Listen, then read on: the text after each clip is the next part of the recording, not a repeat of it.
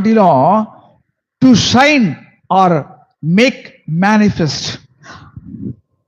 எப்படி சொல்லுகிறேன், அது ஒளியா இருந்தது அப்படின்னா அந்த வல்லமை, அந்த தேவ ரகமான வாழ்வு இந்த பூமியிலையும் அவன் வாழ்றதுக்கு, மறுமையிலையும் கர்த்தரோடு கூட வாழ்றதுக்கு அவன் கீழெழுந்து எழும்பி பிரகாசிப்பதற்காக இது எப்போதும் ஆயத்தமா இருக்குது. பிரைஸ் தி லார்ட், ஹல்லேலூயா.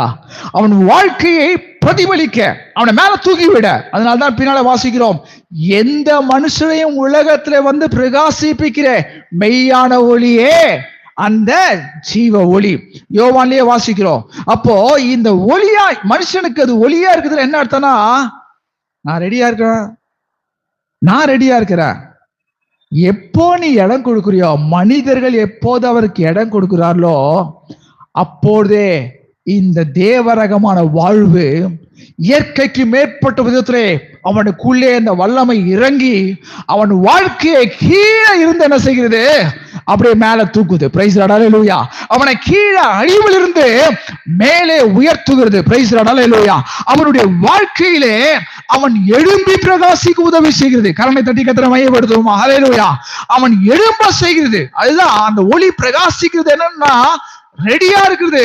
நீ மட்டும் இடம் கொடுத்துட்டேன்னு வச்சுக்கோ, நம்முடைய வாழ்க்கையை மாத்திரம் அவருக்கு கொடுப்போம் என்று சொன்னால், நான் சொல்லுகிறேன், இந்த கேட்கிறேன் பிரியமானவர்களே, நீங்கள் எப்படிப்பட்ட சூழ்நிலையா இருந்தாலும் பரவாயில்ல, நீங்கள் எப்படிப்பட்ட சூழ்நிலையா இருந்தாலும் பரவாயில்ல, இதை கேட்டுக்கொண்டு வாழ்க்கையில சொல்கிறேன், அந்த ஒளி உங்களுக்கு உங்களுடைய வாழ்க்கையிலே எந்த கீழே இருந்தாலும் உங்களை மேலே தூக்கும்படியாய் இந்த வேளையிலே அவருடைய ஜீவன் ஆயத்தமா இருக்கிறது.